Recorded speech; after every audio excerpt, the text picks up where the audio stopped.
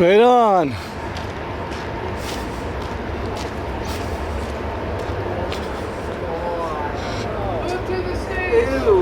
What's the problem?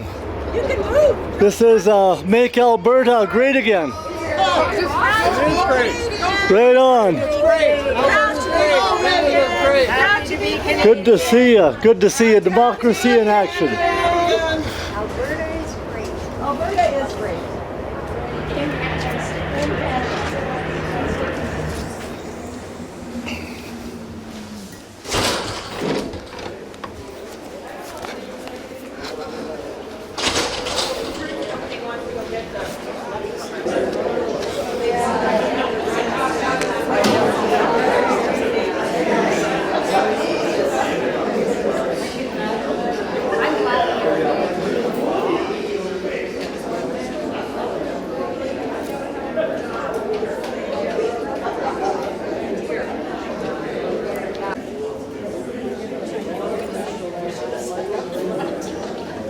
Good evening, everyone. Welcome to an event full of solutions for a new Alberta. Proudly brought to you. The Alberta Prosperity Project. Before we begin, I'd like to take care of a few housekeeping items. The bathrooms are just around the corner over there. And the emergency exits are where the exit signs are. Just in case you didn't know. We also have membership and merchandise tables at the back, so we encourage you to visit and learn how you can support our movement. Every voice, every action, and every Alberta supporter is vital to our mission. This event will feature two powerful speakers sharing insight into the future of Alberta. We kindly ask no questions during presentations. There will be a Q&A session at the end. No disruptions. We're here for respectful discussion and learning. If disruptions occur, we reserve the right to ask individuals to leave in fairness to our guests and presenters. Allow me to introduce myself. My name is Wade Collins. I'm your MC this evening. I'm proud to stand before you not just as a supporter of this project, but as someone deeply passionate about our mission to achieve a referendum for Alberta's independence and prosperity.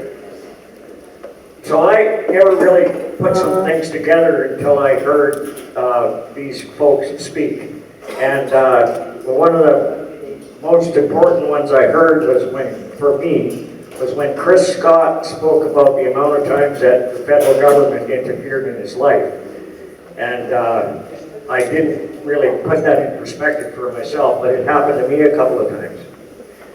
So I actually moved from Saskatchewan under an NDP government in 1979, and I moved to Hinton, and as a journeyman welder. My wage is a little more than triple. I opened a newspaper, and I saw Harry Collins High School, and I'm like, my Uncle Harry lives in Quill Lake, Saskatchewan. What's he doing in Hinton? Anyways, so at that time, the mill was St. Regis. There was one light in the valley at Gus's Pizza, and a palm was something you put on your foot. I got a job at Fred S. Tapman's machine shop. By 1982, when the NDP government was finally voted out of Saskatchewan, I owned a nice house on 126 Willow Drive. My neighbor was Paul Cherniak.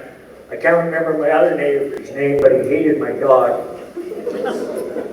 So the first time the federal government interfered in my life was when the national energy policy was introduced, if you folks remember that here in Hinton. And I was a journeyman welder, and I couldn't find a job. It was fine if you worked at one of the coal mines or pulp mill or the sawmill or had a union job. But for guys like me who were contractors, there was no jobs to be had. I had friends of mine who had to take the keys to the house of their house back to the bank because they couldn't afford to pay for them. So I got a job in a coal mine up in Tumbler Ridge, BC. Our son was 6 months old, and my wife and my son stayed here in Hinton until we sold the house. And then they moved up to Tumbler Ridge, and then we moved on to a different life. So, and our doctor was Dr. Murray. I see the facility over here is named after him. I see he's probably passed away by now. Yeah, very cool. So anyway, I've been volunteering with these guys for a while. It's my time and my dime, and I've learned so much because these guys are absolutely amazing. And I would encourage everybody to volunteer and buy a membership, because when the iron is hot, we're going to need a lot of volunteers. So, where am I? Hinton. Flip it over. They just asked me to do this just now, and so I'm a little.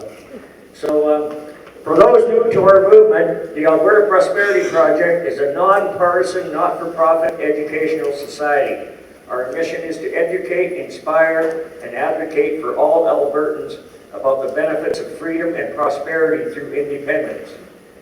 This movement began in May 2021 in a humble oilfield shop in Nisku, Alberta, where a group of Albertans, tired of the inefficiency of our provincial leadership and the overreach from Ottawa, decided it was time to act.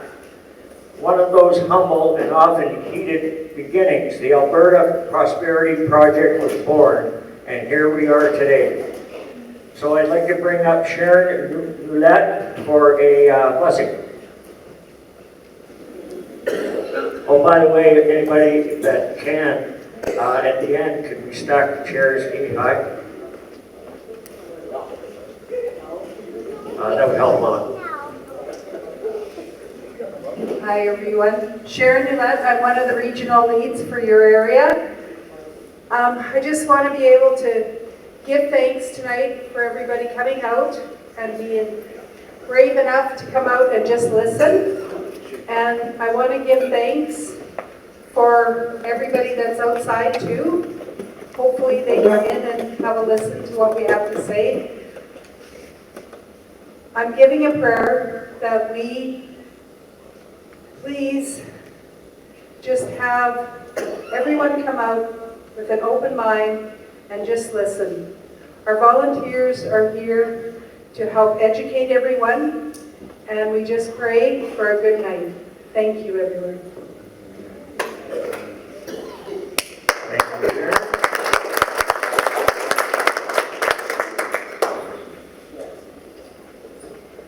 I would like to acknowledge the volunteers. Our greatest commodity is the volunteers who have organized and helped us with this evening's event.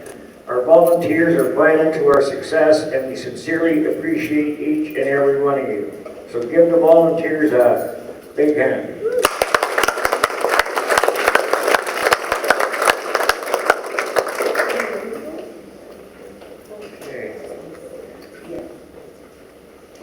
Okay, Dr. Dennis Modry. Dr. Modry is a cardiothoracic surgeon and critical care specialist who started and directed Western Canada's first heart and lung transplantation program. During his 32 years in practice, he also served on the Finance Committee of successive provincial Conservative governments since the Getty era. He is a founding member and chair of the Alberta Prosperity Society. He is a fiscal conservative, student of the Canadian Constitution, and is here to speak to us on the benefits of provincial sovereignty. Please welcome Dr. Dennis Modry.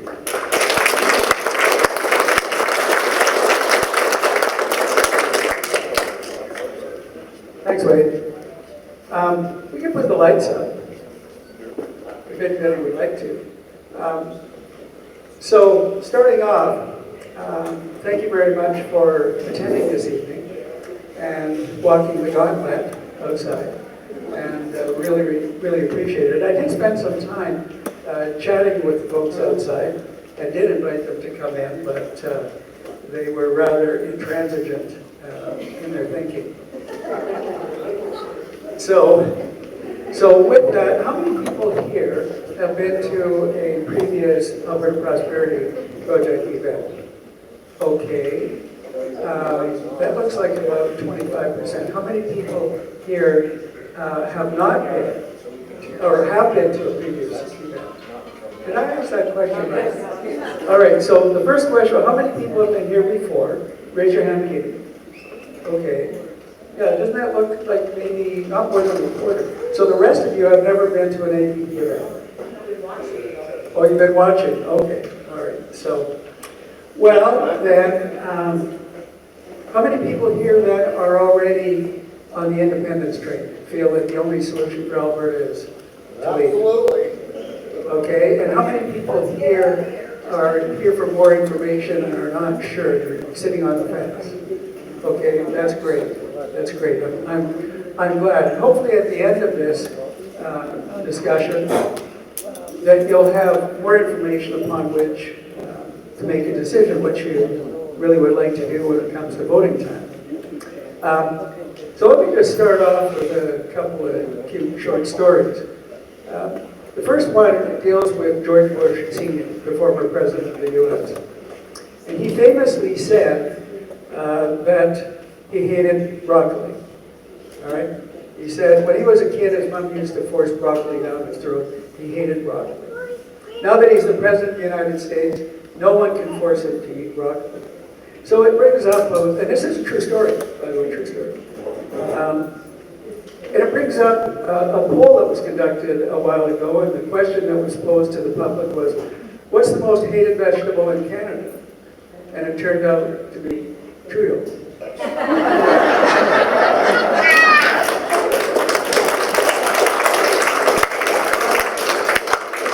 Our liberal friends outside may not like that joke.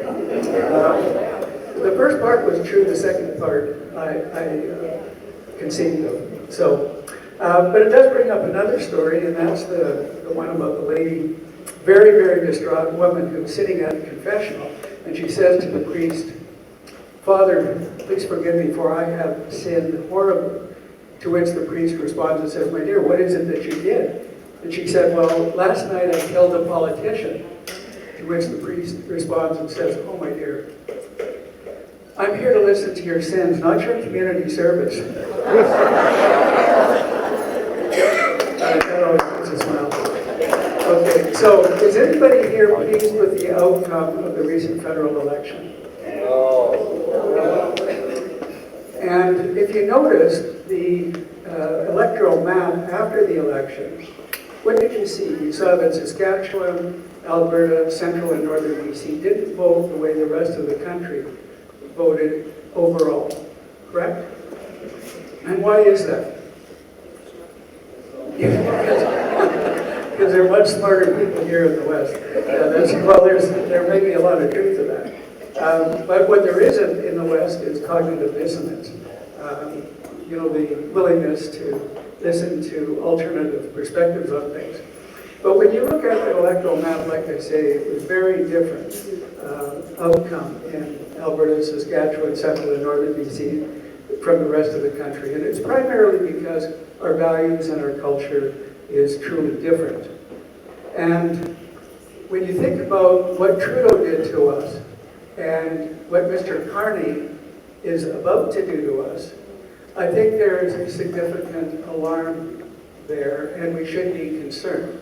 In his book, Values, he makes some statements that I think are really important for everybody to recognize. And what he has said, and these are his values, his book was published in 2021, or 2, I forget exactly the date. But he said, Western civilization is morally corrupt. It's morally rotten, excuse me. It's been corrupted by capitalism, which has led to a climate emergency. But he goes on and he says, to deal with this, we need to impose rigid controls on people's individual freedoms. Rigid, not just controls, rigid controls on people's individual freedoms, as well as business. And what business is he referring to? He's referring to oil and gas. development and transportation, as well as agriculture. As well, rigid controls on banking and financial institutions that would help finance those industries. And he acknowledges that there's going to be some inconvenience for the public. There will be less ability to travel, to fly, to purchase meat. So not just more inconvenience, but more poverty. He admits that. And he says assets will be stranded. What he means by that is businesses will go belly up. People will lose their homes. Those are assets.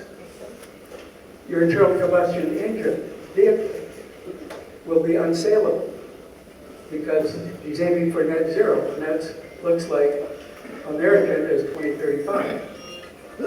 So how is he intending on achieving these objectives? Well, through censorship, a digital ID, and a central bank digital currency. This comes right out of the playbook of the World Economic Forum. And it's not my words.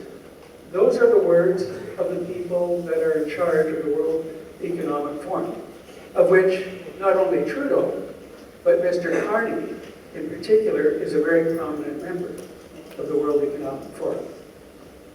And so when we look at, the potential outcome that he is envisioning as well, he also includes the intention to carry on with Trudeau's objectives, and that's to lower the voting age to 16, as well as to introduce a universal basic income of $2,000 a month when you hit age 17. Well, think about it. I mean, for people that are making a lot more money, it will be clawed back. But if you're 16 going on 17, and you think to yourself, well, gee, I'm going to get $2,000 a month now. I don't need to work. I don't need to learn a skill. I don't need to become more educated. This will create a culture of dependency on young people. And that's what they are intending on doing. They want to hollow out the middle class, and there's a lot of things that are being done right now to create an underclass to serve the elite class. And that is an objective of the World Economic Forum, notwithstanding telling about 8 million people, which is also the stated intention by some leaders of the World Economic Forum, like Iran, for example. So what do we do about this? Well, if you think that it is possible to negotiate our way out of this mess, think about the ability, or think about the history of our negotiations to solve these problems in the last 120 years. We're where we are now because those negotiations failed, right? So the only alternative to being able to open and change the Constitution is to get out from under the Canadian Constitution altogether and form our own as a component of a new sovereign Alberta. That's the solution. And if you saw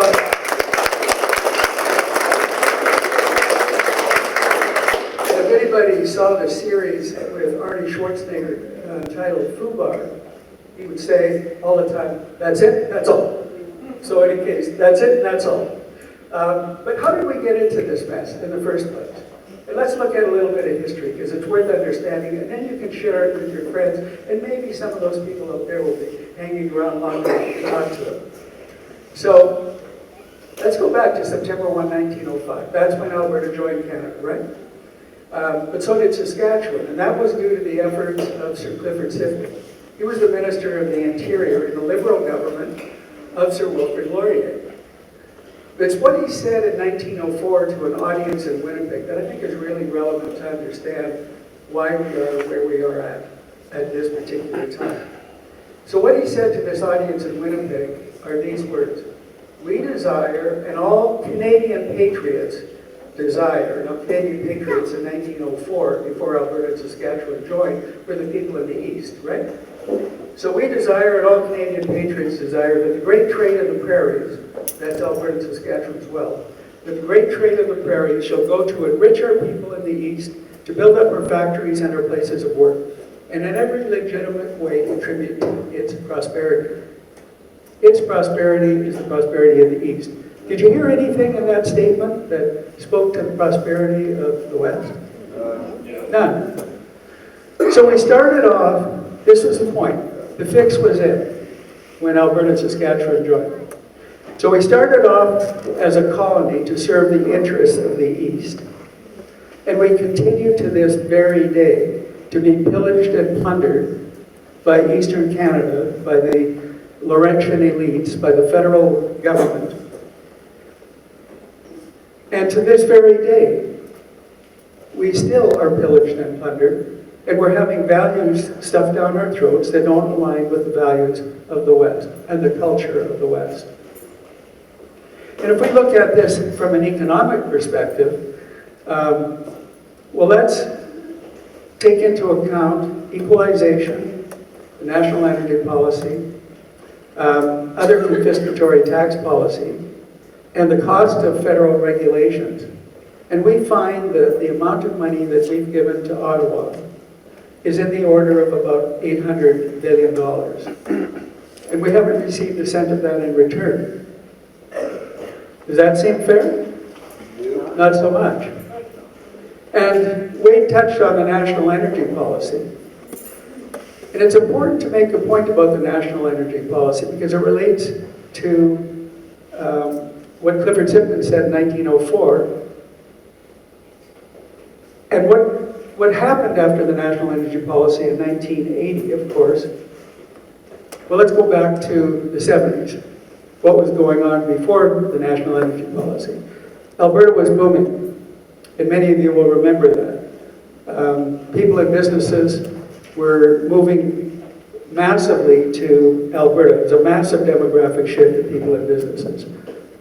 All 5 major banks were moving their head offices to Calgary, and one did, CIBC. But then that national energy policy kicked in, thanks to the efforts of the brainchild of Marc Lalonde, the Minister of Finance at the time. But after the national energy policy, what happened? It was destruction in Alberta. People lost their homes, they lost their businesses, people committed suicide, other businesses moved out. The next 15 years, it was a mess. Did Ottawa care? Not at all. Do they care now? Not now either. Let's look at what else was going on at that time. Anybody remember what else was going on in 1980? It was the Quebec secession referendum. It was the first one. And what do you think the federal government was telling Quebec prior to the referendum? We will give you more money. We will give you nation status, etc. These are the kinds of things that were occurring. And if it's any wonder why Quebec gets 2 of every $3 of equalization payments, now you know. It was to buy Quebec's loyalty to Canada.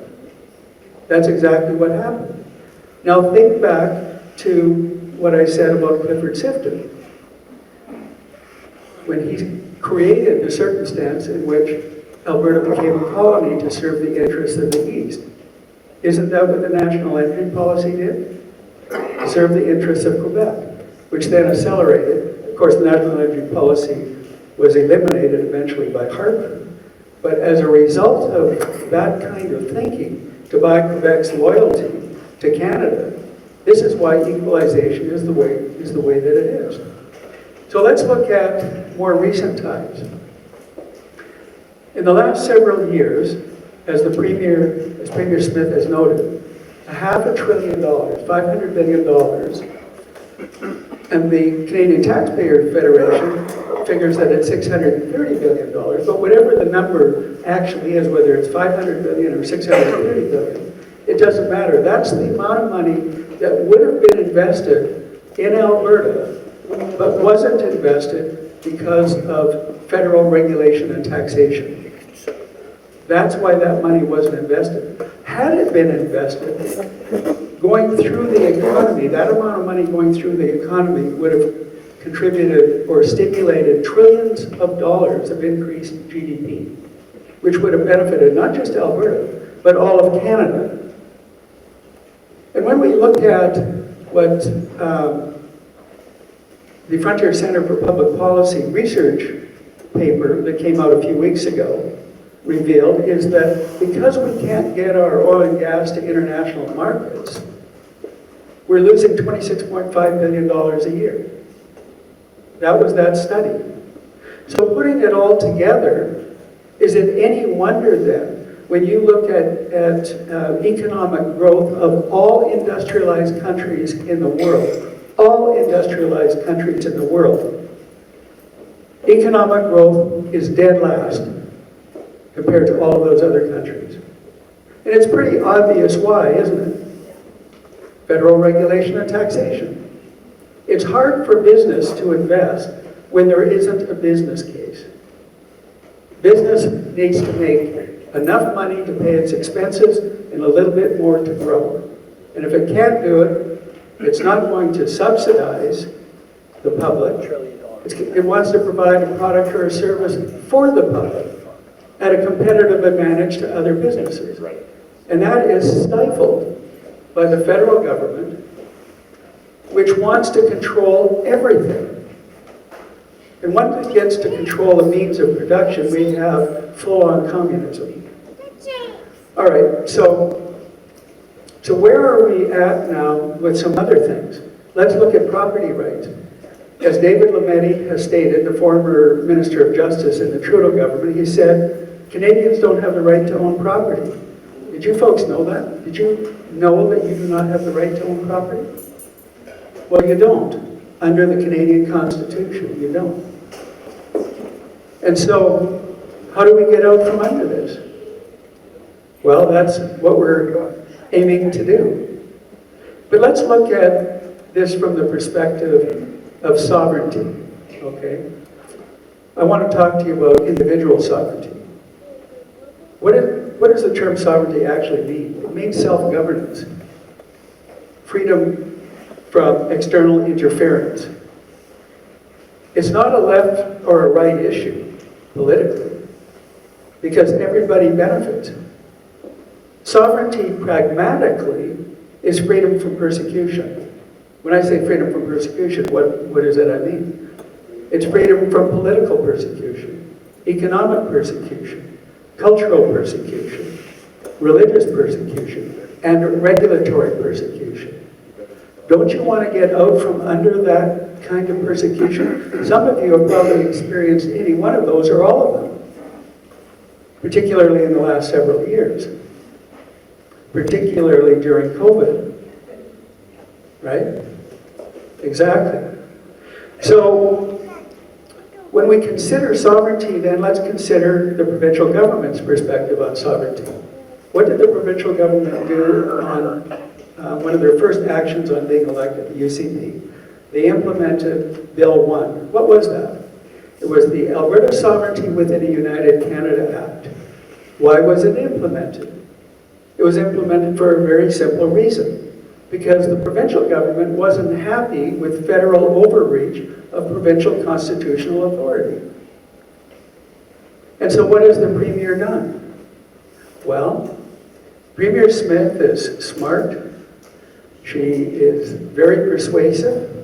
She speaks well.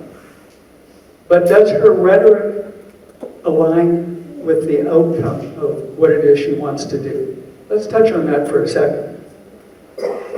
And I'm going to give you 5 examples right now.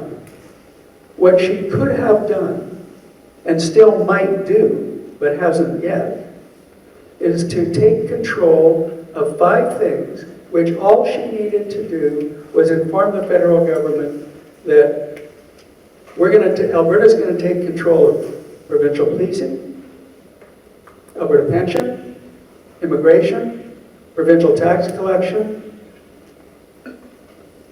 Did I say immigration? Oh, and employment insurance.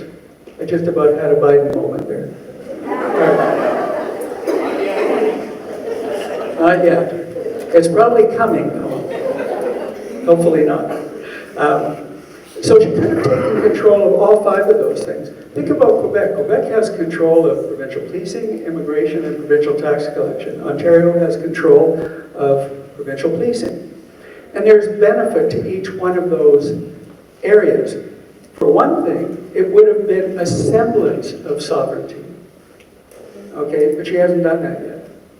And she still might, but she hasn't done it yet. It's remarkable that she hasn't, because it was so easy to do. And Mitch and I have talked to her about this many times. So, but what can she not do? What she can't do is she can't open and change the Constitution. And why would she want to open and change the Constitution? Why would we want her to open and change the Constitution? Well, how about having true representation by population, which we don't have? How about having regional Senate representation, which we don't have? How about having a Supreme Court that the justices are elected and not every one of them appointed by the Prime Minister's office? How about that for a start? How about ending equalization? How about getting out from under the constraints of the Canada Health Act? There are many, many issues. How about just the whole idea of censorship? We are being censored, and it's going to get a whole lot worse. There are many things that we as Albertans would like to see happen, and yet her 9 demands only deal with the oil and gas industry and getting rid of single-use plastics. All right? That's not going to give Albertans freedom and prosperity. It'll help our economy, no question about that, but that isn't nearly enough. But if we wanted to open and change the Constitution, what would be required? There are 4 hurdles plus 1. And I tell you this only because it's relevant, and many of you will remember the 2021 referendum to end equalization, and 62% of Albertans voted to end equalization, right? But nothing happened. Why? Anybody know? Nothing could happen. It was not possible.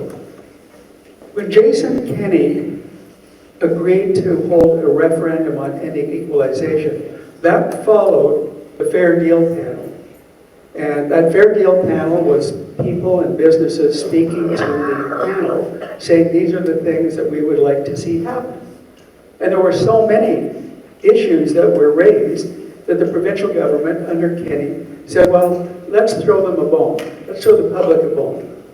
We'll do a virtue signaling referendum on ending equalization, not knowing or even believing, Mr. Kenney, that that referendum would be successful. But it was, and now he's trapped. Now he's shown to be the feckless individual that he really is. Because he knew what the hurdles were to open and change the Constitution. He knew it beforehand. So it was a waste of time, it was a waste of money. Here are the hurdles to open and change the Constitution to end equalization. Number 1, you have to have 7 of 10 provincial legislatures.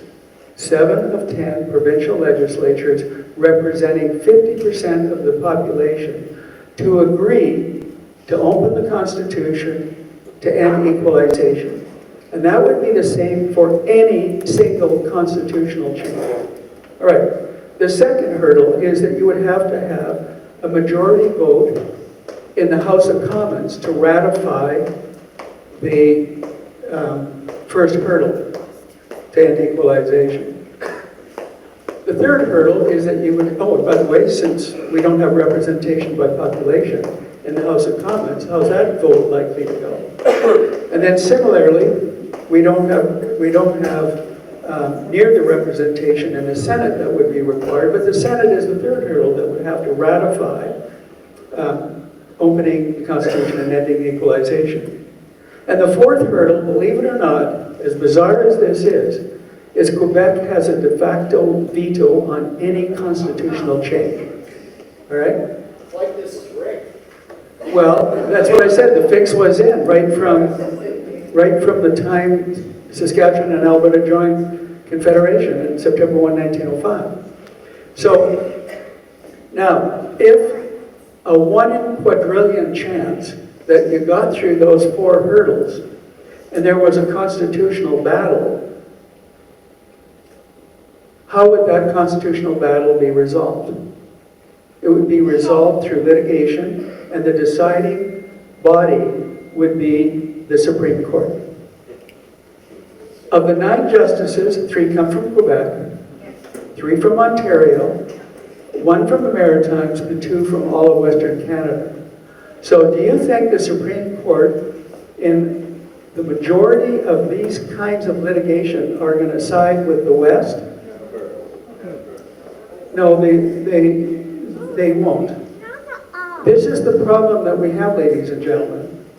And this is why it is impossible, literally, to do anything that is going to benefit Alberta or Saskatchewan. And 1 or 2 pipelines, at least in my mind, doesn't really cut it. If we're not able to travel, if we're not able to eat a steak or a hamburger or a hot dog,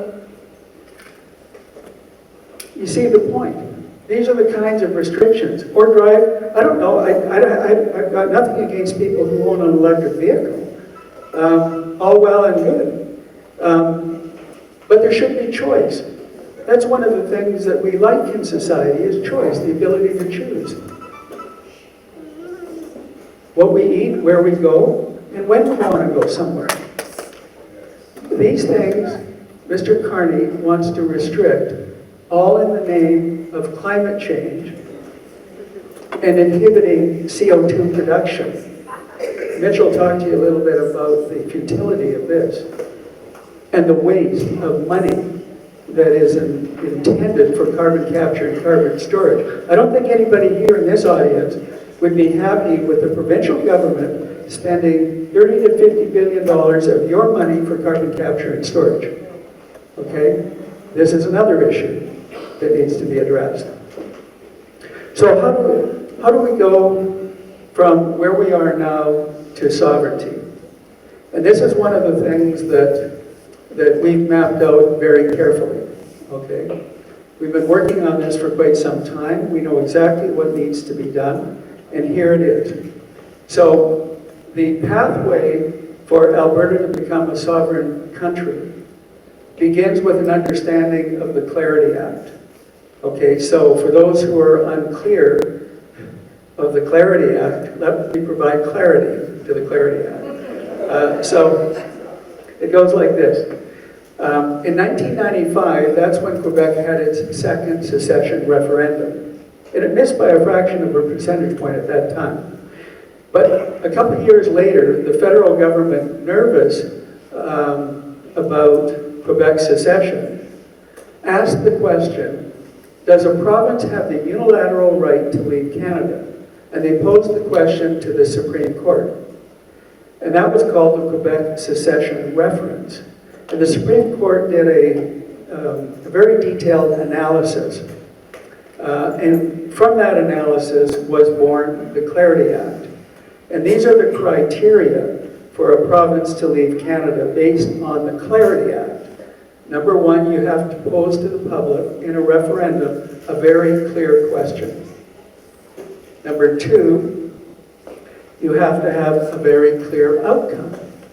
Democracy, of course, is 50% plus 1, but nevertheless, very clear outcome. And you have to, number 3, demonstrate that you have consulted other interested parties, such as other political parties, like the NDP outside, as an example.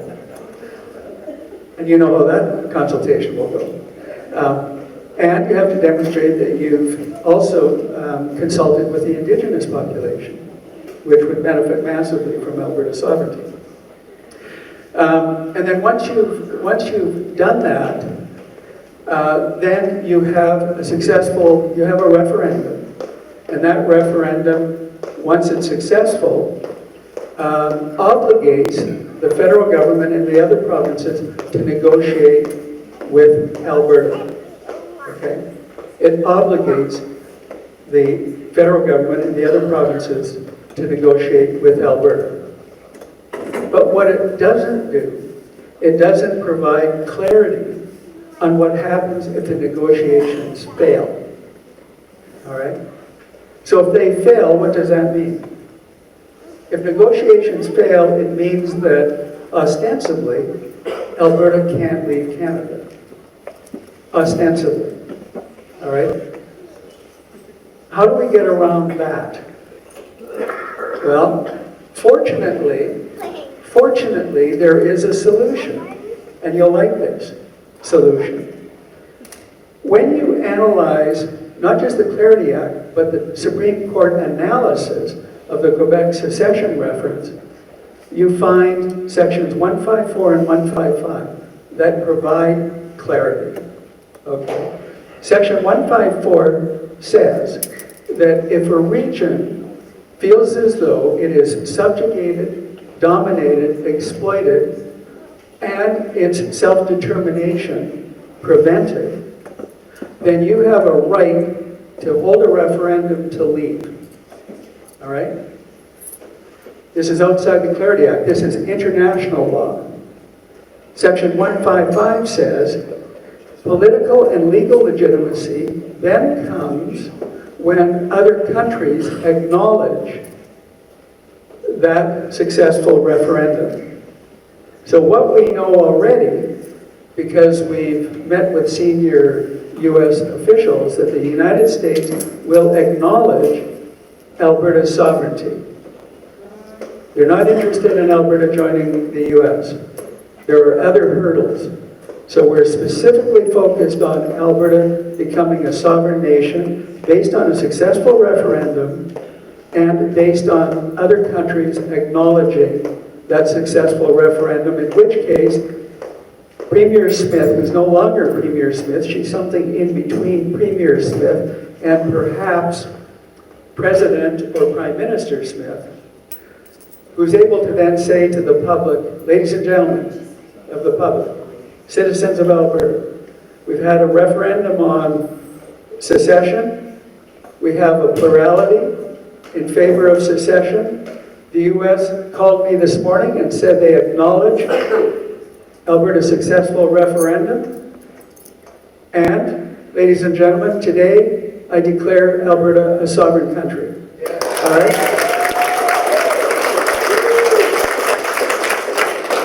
Now, will she have the courage to do it within a couple of days of a successful referendum, or will she go down the rabbit hole and try and negotiate with the federal government and the other provinces and get to the point where the negotiations fail and then she declares? Okay, I don't know the answer to that. That would be up to Premier Smith and the current government, because what we're intending on doing is having this referendum go forward in 2026. Now, many of you might know already that we've submitted the question on February the 4th, the question that would be posed to the public in the petition to force a referendum. And the petition question, which we would like to be the same question at the time of the referendum, is, do you agree that the province of Alberta shall be a sovereign country and cease to be a province of Canada? That's the question that was drafted by two constitutional lawyers. So that is now before Elections Alberta, and all we need for that petition to be successful is to hit the threshold of 177,000 people. But wait for it, we already have 250,000 or more people registered.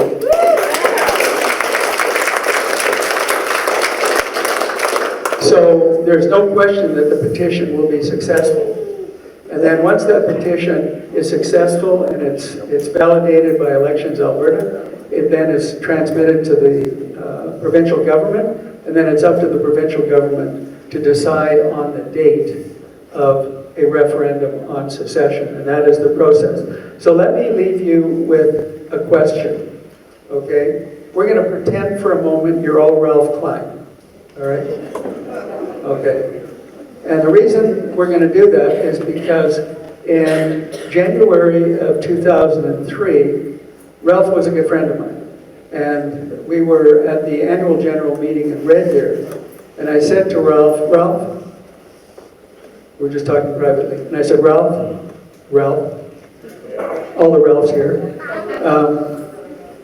I think I've got a solution to fix the dysfunctional relationship between Alberta and Ottawa, between you and Chrétien. And he said, you do? And I said, yeah, would you like to hear about it? And he said, absolutely. And I said, well, it's based on this question, Ralph. If Alberta was already a sovereign country, and Canada came to you and said, we would like Alberta to join Confederation under the current terms and cost of membership, would you? And he looked at me and he smiled, and he said, to ask the question is to know the answer. Of course not. And I said, well, I'm glad you said that, Ralph, because the corollary is, Ralph, don't you think that you have an ethical, and moral, and an economic responsibility to Albertans to fix this dysfunctional relationship? What do you say, Ralph? Right. Okay, well, what he said, I guess I do. And so, with that, ladies and gentlemen, I charge you with the responsibility of trying to convince your friends, your family, your colleagues, and strangers, and the NDP. I know that's a bit of a challenge. Work on it. To register their contact information with us. Because wouldn't it be nice to know, we already know that we have enough votes to win the petition, but what we need, because there will be about 2.9 million eligible voters at the time of the referendum, so we would like to see or aim for at least 1.6 to 1.8 million people that will vote in favor of Alberta becoming a sovereign nation at the time of the referendum, right? So wouldn't it be great if going into the referendum, we already had over 1 million people registered with us? That is when I can tell you, without question, the Premier will be on the independence train and she will be leading it. Thank you very much for your attention.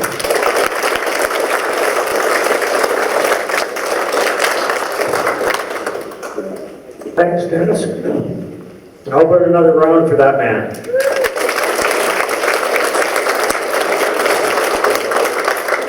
Just quickly, I said in the beginning there was 2 times that the federal government interfered in my life. One was the national energy policy, and I left Hinton. Just before all the lockdowns hit with COVID, about 3 months before, me and a friend started a business. I managed to become a red sail welder, millwright machinist, and I started a business rebuilding air cylinders and hydraulic cylinders. I had one very good client. Then the lockdowns came. I couldn't get into any mills anywhere because they were not taking any salesmen.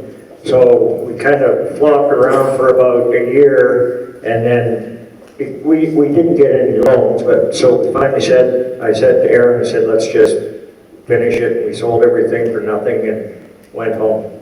Some things are meant to be, I guess. Anyway, so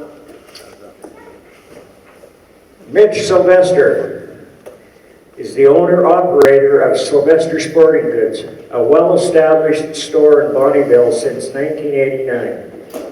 Mitch is actively involved in political advocacy. He chairs the Alberta First Pension Plan Initiative and is the CEO of the Alberta Prosperity Project. Mitch is an advocate for the people and speaks with honesty and integrity. Please welcome Mitch Sylvestre.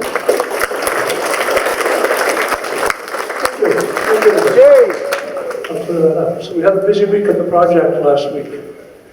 On Thursday, we had a press conference and released a fiscal plan for Alberta.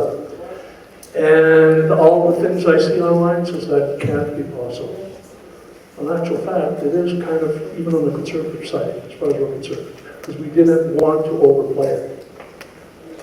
So I'm going to be going through a whole bunch of numbers with you here tonight, and kind of get back to it, and I'll tell you, okay, well, this $3 billion will be ours. This $15 billion would be ours. That $8 billion surplus that we're going to show this year would be ours. CPP, that $3 billion would be ours. So just so you understand, those numbers add up really quick when you start adding up $3, $4, or $5 billion at a time. Okay? And the other thing we did is we submitted our question Friday morning. We were lined up at the door first to make sure nobody could put another question. And our question is constitutional. Mr. Lukaszyk's question is policy. So understand the difference between those two questions. They're completely different questions. We can run those two questions simultaneously with each other. So they cannot block this based on submitting first. And that was the big concern out there, was that they're out there first and we take control of the narrative. So that cannot happen based on what we are seeing right now. So we had all manner of people at the press conference and everybody drove us hard, but as it turns out, this is going to be something that we can look forward to seeing happen.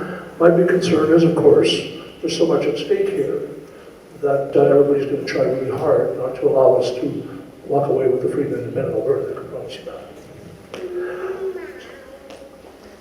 So we'll go through.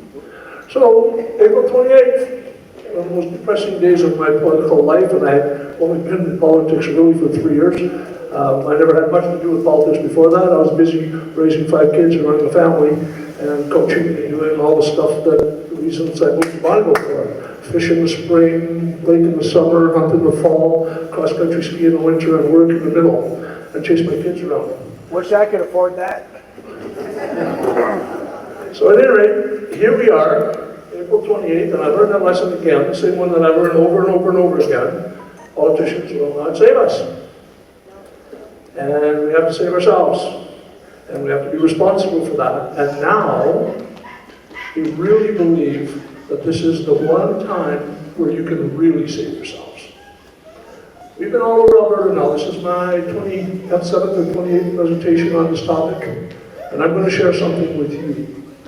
The rooms are mostly full. Our last event was in Airdrie. We had 600 people in Airdrie. Same as here, 80 or 90% of them had never been to a political meeting before. We are not, the first protest that we get is this one. The first one. And you know what I've been saying, because I did a lot of pension presentations before, and I say, you know what? We don't care about Canada as much as they care about their pension. So here we are. You guys saw a pension sign out there too. But this is what happened on April 28th. After 10 years of abuse by a Liberal government that was consciously sabotaging our industry, consciously sabotaging Canadian industry, dedicated to making people poorer, dedicated to taking their rights and freedoms away from them, they got voted back in with more seats. How the hell is that possible? Right? 4 weeks before that election, Polyev was leading by 20-some points. So I'm going to share a conversation I had with my wife. We're watching the TV, and they're showing us that, and I said, you know, I don't know, but I'm going to make a prediction. I'm going to predict that by election time, that gap is completely closed, and the Liberals are going to win, and they're going to say, you know what? We were close, so this is absolutely reasonable to think that this happened. And I don't know that it didn't happen any other way. I just can't believe that it happened. How is that possible, that they can do what they do? So now, here's what we have. We have the exact same government, exact same caucus as before, with a much more capable leader. Right? We have a self-avowed banker, head of the Bank of England, head of the Bank of Canada, understands money, all this kind of stuff, and he's ahead of the world economic forum, basically, and he's now running Canada. Does that stress anyone but me? That kind of stress me. I'm just saying. All right, now that gentleman in the middle there, Mr. Flett, spends an hour talking about Liberal corruption. And you can go find it, it's online. He spends a whole hour talking about 82 to 84 ethics violations, any one of which would have brought down previous government, any other Canadian government. 82. 82 crimes. 82 millions and millions and billions of dollars missing. And my biggest concern is, well, all of it's my concern, but the whole thing of it is that they're right on the open doing it. Right? It's like they don't care. Criminal. Here we go. 100 million here, what did Carney say? $205 million to Europe without Parliament and without any discussion. Why Europe? Why $205 million to Europe for defense instead of the US, which is right here, whichever way south is? I'm confused. They're not confused, however. I want you to do me a bit of a favor, if you possibly could. I want you to stop assuming that government is incompetent. And I want you to think that everything they do is either crooked, evil, or honest. Don't use incompetency as an excuse for them to get away with what they're doing. Because they do that all the time. Well, they say they can't know what they're doing. We'll get into more of that further down the line. So as far as I'm concerned, all the ones I know, lots of politicians, I don't have a whole bunch of respect for them, but none of them are stupid. Matter of fact, most of them are well educated. And here's their attitude towards Alberta. This has never changed since 1905. Now we're supposed to be teammates, so if we want to screw the rest, then take the rest. And that is exactly, sums it all up. It's very easy to sum it up. They're so busy taking money from Alberta, that's going to be very hard for them to stop. And I'm going to spend the next 45 minutes explaining to you and showing you exactly how bad that is. All right, Dennis alluded to this. I thought I'd get a slide, just so you understand. It's very clear. That's how many Supreme Court justices we have in the entire West. 2. There's more than that in Quebec, and more than that in Ontario. And they're all bilingual. Fluently bilingual. So what does that mean? They're more than likely to come from the East. Right? I never thought that bilingual thing was going to be a deal until you understand that if everybody in federal government service has to be bilingual, where the heck are the employees going to come from? Quebec. And I got nothing against Quebec. Both sides of my family are from Quebec. I'm fluent in French. I have no problem with that. Here's the other thing. Dennis was talking about unfair representation. We've got 5 more seats with twice the population. Now, those 5 seats, this last election is very close, right? If you add all of these things up that I'm going to show you, that shows you that the Conservatives would have won this election. Had Alberta had 2 more seats and had they had 5 or 6 or 8 less seats and all the rest of that. Confederation is working exactly the way they designed it to work. It is not dysfunctional, it is not broken, it is working exactly the way it's supposed to. Nearly 3/4 of the Senate was appointed on Trudeau's advice. Okay, now here's the Senate seats. Now check this out, on the bottom. Alberta and BC have 6 each. Ontario and Quebec have 24 each. Now the Senate is supposed to stop anything bad from, if the Parliament passes a bill and the Senate is over there to oversee and make sure that nothing bad happens. So have a look at that little graph over there and try and understand how the hell it's possible for our interests to be represented in any way, shape, or form. And we were going to have an elected Senate, but that never happened either. Now let's talk money. So Alberta's net contribution to Ottawa from 2007 to 2022, $244 billion we net contributed, and only 3 provinces have net contributed. Ontario, in the east, with the largest economy in the country by far, contributed 1/6 of what Alberta contributed. Now go to the far right, and you see that Quebec received $327 billion. And Quebec is not a have-not province. That $327 billion they were able to take that from us because they didn't put Hydro-Quebec, which is their largest industry, on their balance sheet. We had to put our oil on there, but they didn't have to put their hydroelectricity on there. And they sell hydroelectricity to the northern USA in the large amounts. It's the biggest industry. Canada Pension Plan, understand this, you will not lose your pension in an Alberta because you can retain your Canadian citizenship forever, And if you paid into it, they owe it to you legally. There's no way you can take it away from you. You can move to Argentina, you can move to the US, and no matter where you are, as a Canadian citizen, you will receive your pension. That is the deal. That is a legally legal. So don't let them scare you, because they're going to try to scare you. In that Three Hills election just recently, the number one concern about an independent Alberta, as they asked the question, what's your number one concern? Pension. And your pension will not change. Okay, so I spent a lot of 6, 8, 10 months doing pension presentations around Alberta. I'm the head of the Alberta First Pension Plan. So what we did, we went all over Alberta trying to educate people on pensions. So here's the facts on pension. Alberta contributes $9 billion a year to CPP.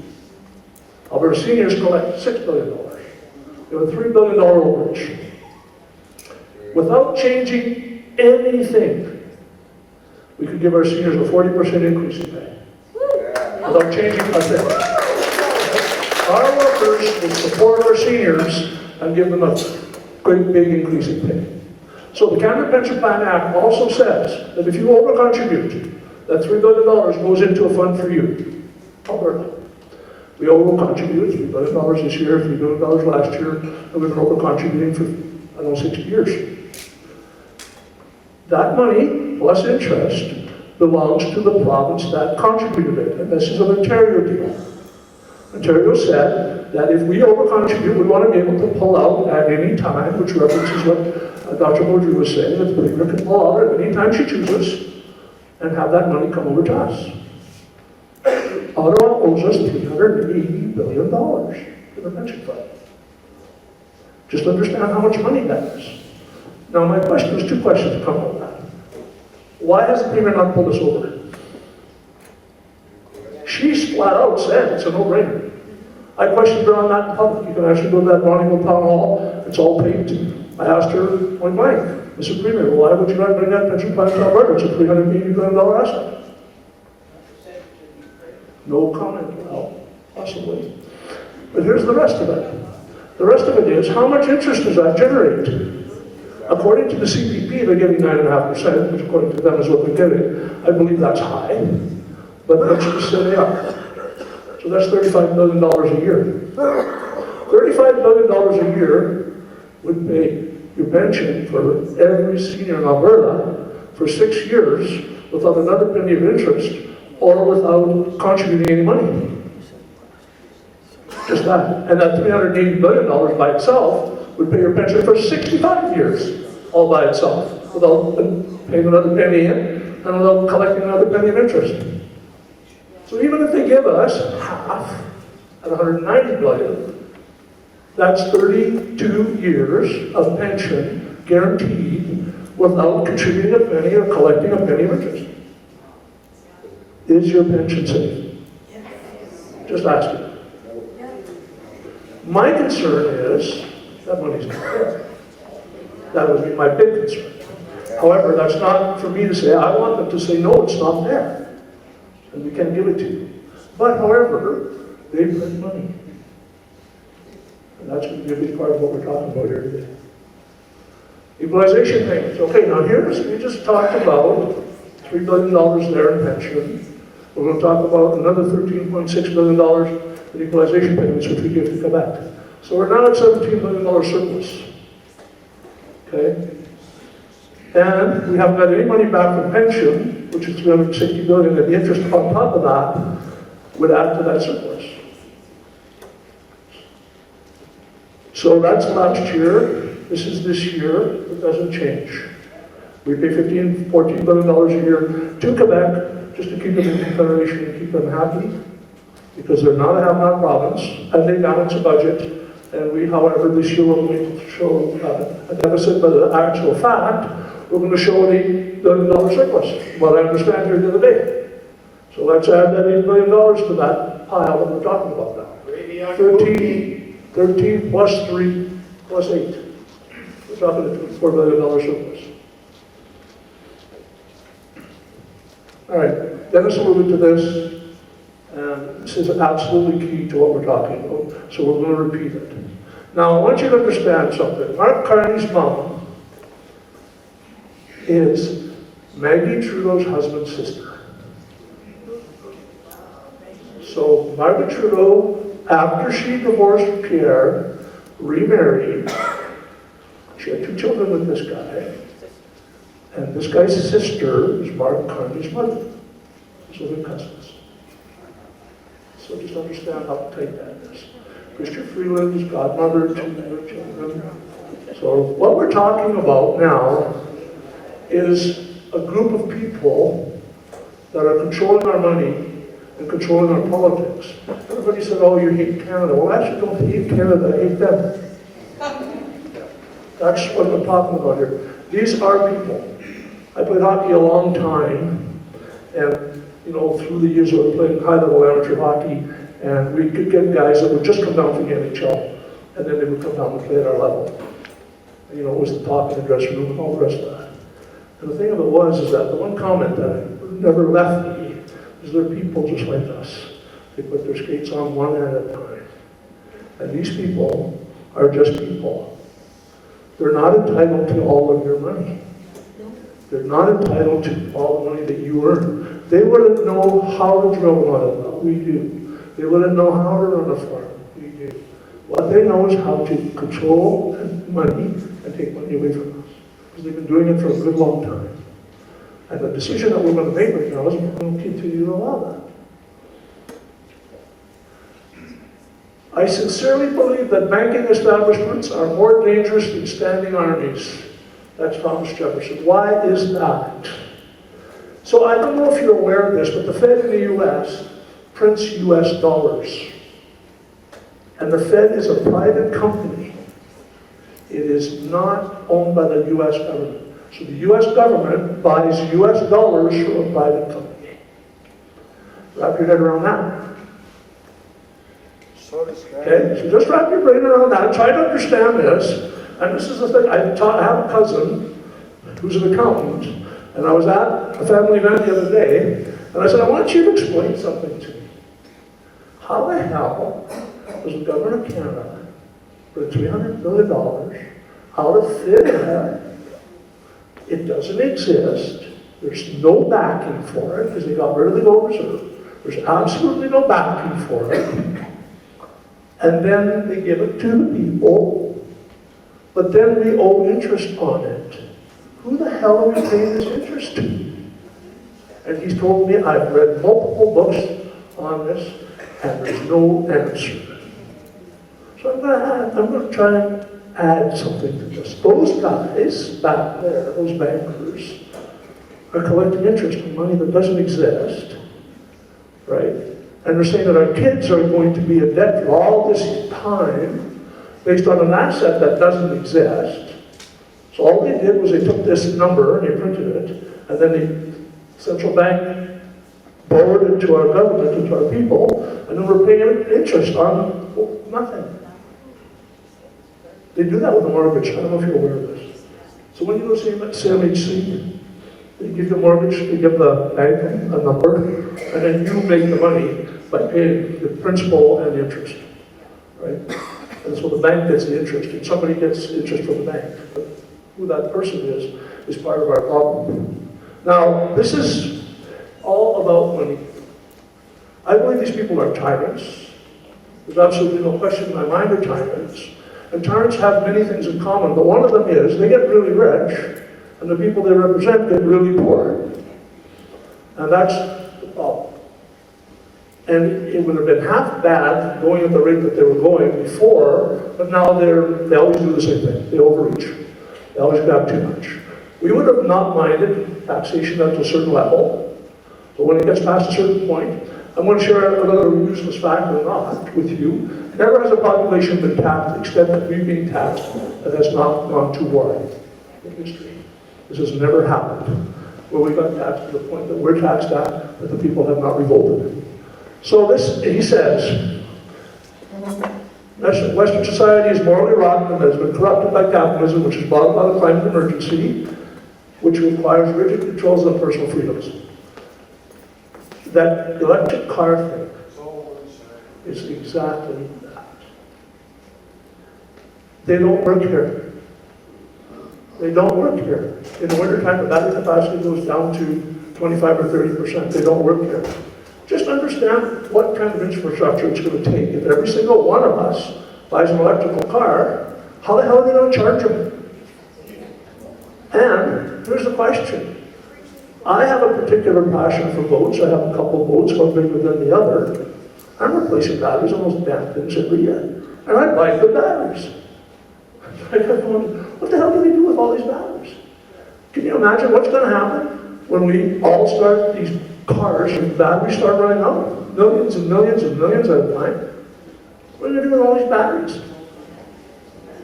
Well, landfill, absolutely. And a technocratic dictatorship is people that have money, banks, big business, controlling government, and are not elected. That's what a technocratic dictatorship is. So that's what they're saying they want. That is exactly what they're saying is happening. Do drug companies fall into that category? Oh, I went through there. All right. Brookfield, owned by Carney. What have they invested in? Batteries, carbon capture, green new energy. All the things that they say they're going to drive the economy towards. Do you know how long ago that was illegal? A government couldn't invest, a person in government couldn't invest in something that his company was in control of or could profit. Right? That used to be illegal not very long ago. In 2018, it was illegal to not say the truth in the press. That's not that long ago, 7 years ago. I can remember, not very long ago, that if you said a lie, you would go to court. If you were a journalist, you would go to jail. Could you imagine how many people we could have put to jail in the last 7 years? Everything is a lie almost. Like you have to really sift it out hard to find something that seems to make sense. Alberta has more natural resources and wealth than any piece of real estate in the world. There is absolutely no way that if we become an independent country, that we cannot become the richest nation in the world. All of our resources go, 80% of our oil goes straight south. The pipelines are already there. As far as going over BC, we will no longer have the red tape that the federal government gives us right now. So, because we cannot inspect every train that comes from BC to Alberta right now, because federal government doesn't allow us, we could do that in an independent Alberta. So there would be absolutely no way that they would not reciprocate, and with the adults in the room say, you guys have a pipeline, and your trains will cross to Alberta. Because 85 or 90% of the sea counts that land in Vancouver and Prince Rupert come through Alberta. They go east. When I became premier, I thought I would fix everything in 6 or 7 months, but everything's broken. At her level, what does that mean? Too corrupt to fix. And that's our problem. Accountability. Too corrupt to fix. That's the biggest problem. She's got, Dennis referred to this, and I won't waste much time on it. All of Danielle's demands are oil field related. What if she gives us, if they give us 2 or 3? And I want to ask you another question. If they're taking our money from us, and we've already established that they're stealing from us, and they're criminals, what difference is it going to make to us if they have more pipelines? I just want to tell you. It's just going to, we're just giving them the opportunity to take more. Alberta government has started immense restrictions are all about political power, COVID restrictions. And freedom. They want to see how far they can push us.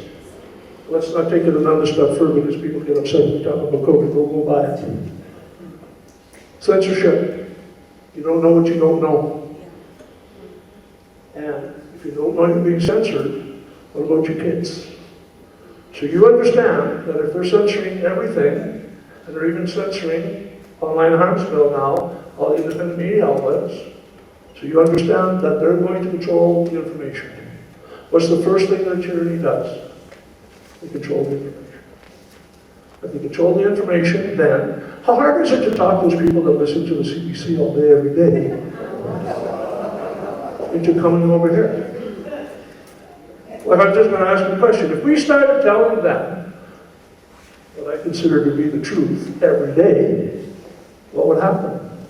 They'd be out of their minds angry. Right?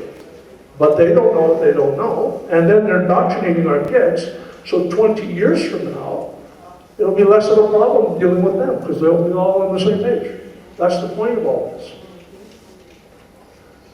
Bill C-293, they're attacking industry. Danielle said they are sabotaging Alberta industry, oil field and farms. C-293 says what? At the next emergency, which they're going to declare, the government will be able to go to your farm and seize your land and your herd. That's actually a law. Now, this is Canada, and I think, I was at the AGM last year, and the agriculture minister said again, oh, they don't understand what they're doing. Remember, I had a comment? They fully understand what they're doing. They fully understand what they're doing. This way they can legally take your land, you don't have to even take a chance on throwing them in jail. And that's the purpose. So if you cannot legally own land, as what Lametti says, who should know, he's in cabinet at federal level, now they have the opportunity to take it from you, and eventually you'll be able to say about it if it's federal law. So they tariffed, Governor of Canada tariffed an electric Chinese car that nobody knows the name of. So, and they know full well that the government of Canada or the government of China will put a tariff on our canola and our beans, which is about 50% of our cash crop in farm. 100% tariff. And that's remarkable, actually, on the way up here, because the canola fields are bright yellow, and I'm thinking, holy, there's a lot of canola on the ground. So obviously thinking that they'll be able to make some money on it. The demand for oil is going up, not down.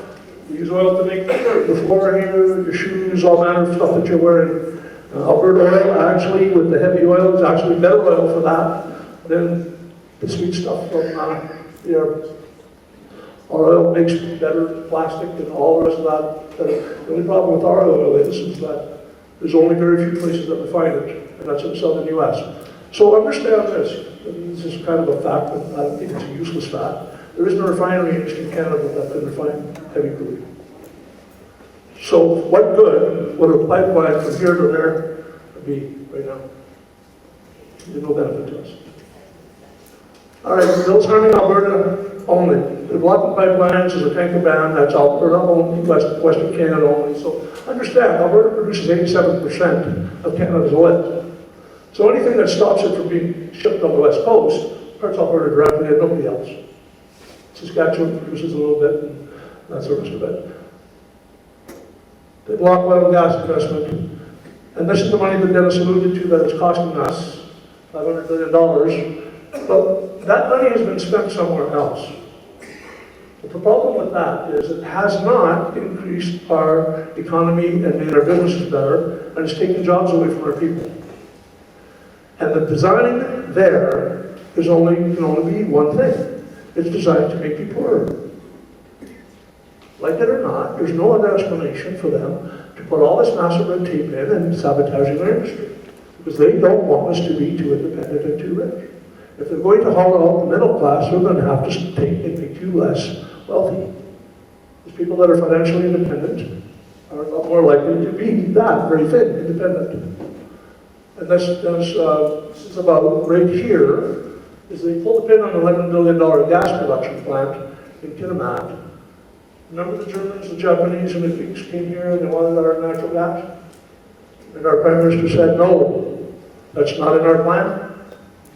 How could that not be in our plan? Trillions of dollars of sales. I'm in business. Trillions of dollars of sales is getting anybody hauling. But it wasn't in their plan. Because what's their plan? Their plan is to not make our industry grow. Consciously. Consciously. This would have paid for 50 years or longer. It would have created jobs. We would have been selling this natural gas that we burn off because it's in the rail of us pulling oil out of the ground. And this would have paid our people in Alberta and Canada for 40 or 50 years, expanding, keeping it repaired, pulling it out of the ground, all the manners. The spin-off on this would have been humongous, massive. But they said it's not in their plan. So what are they going to do? They're going to build a $30 to $50 million carbon capture program instead. So they're going to take CO2 with a big fan, they're going to suck it all into a place, and then they're going to pressure it, and they're going to make something very toxic, they're going to make liquid CO2 out of it, and then they're going to put it down the pipe from Fort McMurray to Bonneville, where I'm from, and then they're going to take it, they're going to put it in a hole, and everybody's supposed to know that that's going to help us. And CO2 is the gas of life. It's what plants breathe and they produce oxygen. That's what photosynthesis. That's what happens. It's not on a list of pollutants anywhere in the world. But that is how ridiculous that is. Now, who along the way is going to make any money off of that? Every liberal person that gets a contract, that backs it, engineering firm, all those people, those are the people that are making money off this, not you. Now here's where the rubber meets the road, right here. I remember when Norway came to our area, Bonneville produces 35% of Alberta's oil, to study our oil patch so they could see what they could do. So what they've done is they've amassed $1.3 billion, $1.3 trillion in an oil fund. That $1.3 trillion probably collects $100 billion a year in interest. Our economy here, our province, runs on $65 billion a year. So we can run our entire province on the interest on that and have a $35 billion surplus. That would mean you wouldn't have to pay any tax. That's what that would mean. But we are at that crossroads right now.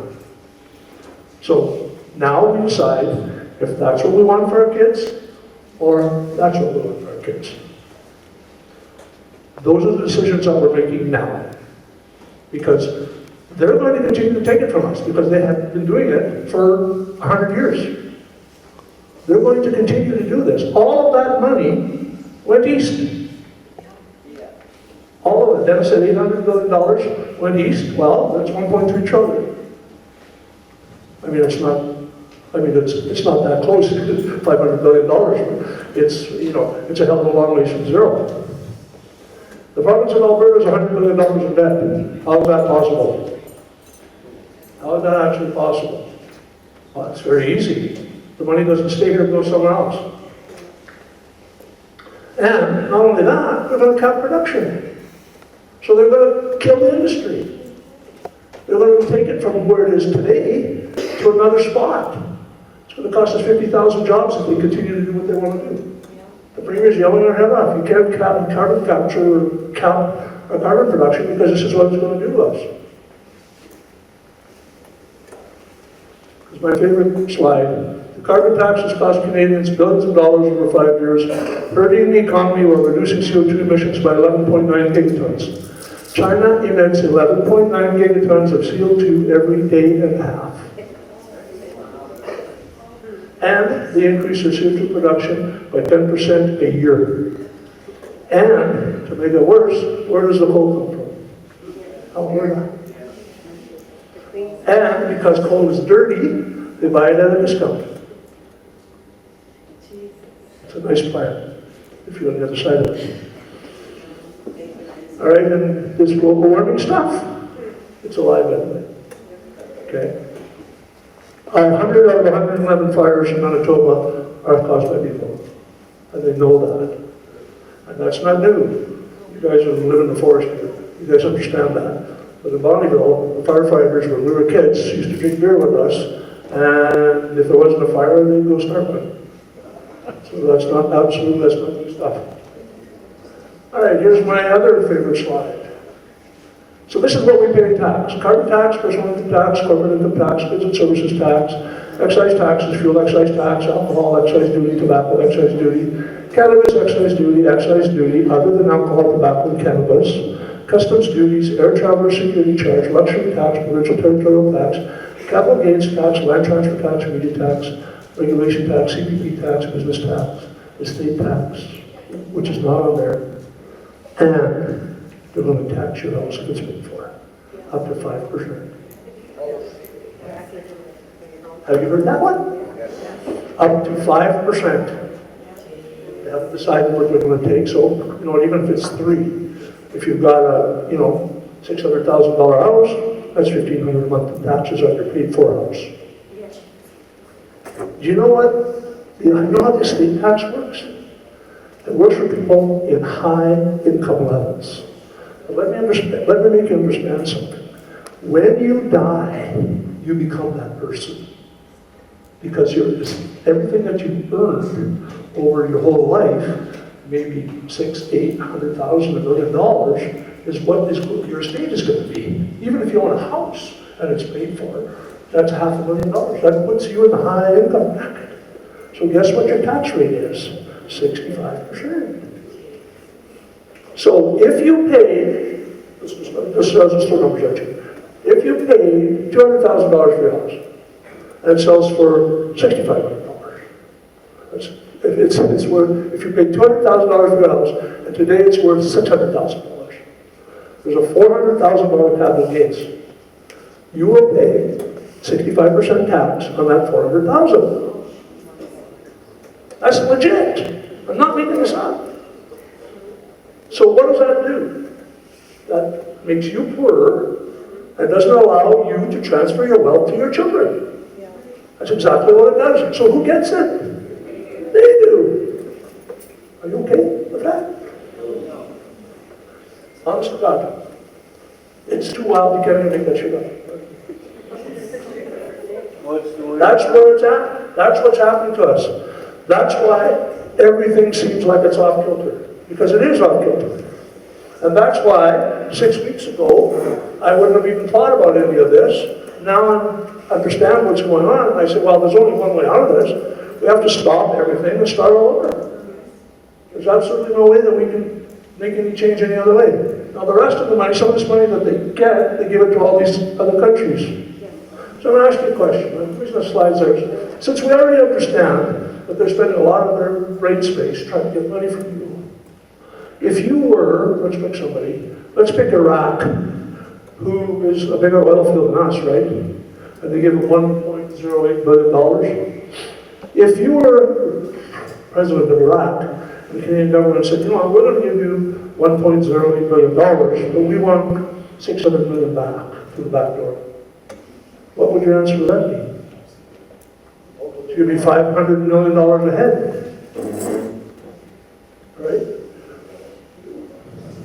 How come Ukraine isn't up there? Well, they could be, but Ukraine, I'll tell you why. Honestly, because Bonneville is a very heavily populated eastern Ukraine area, and my sisters are married to Ukrainian boys, and I'm not going down that path. So that is the reason, and that's the only reason, because I really sincerely believe that that is absolutely happening there. All right, taxing people into poverty is not going to change the weather. All right, here's the rest of it. This is legit. $187 billion worth of liberal infrastructure spending finds 20,000 missing projects. They printed $327 billion during COVID with no audit. And the auditors said, we can't audit our bosses.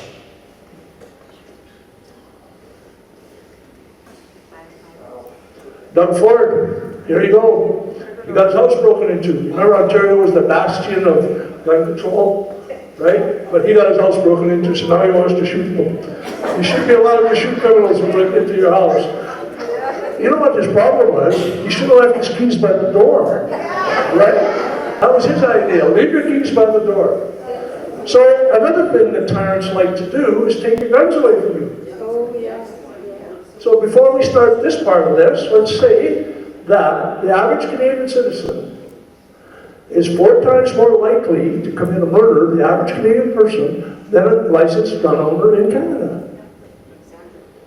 The average person. So they're not going to protect you by taking your guns away from you. Just the total opposite. This is Mao. Mao says all political power comes from the barrel of a gun. The Communist Party must command all the guns, so that way no guns can ever be used to command the party. And then he killed 69 people. And here's the thing. The thing that I really find hard to understand. Like, most people are just as smart as us. right? Those Chinese people are just as smart as us. If you've ever competed with them at university, they're very smart. And, you know, I mean, you go into, you know, into Germany, same thing, and then you go to Holodomor, where the Russians killed those 80 million Christians after they disarmed them. All these people are smart people.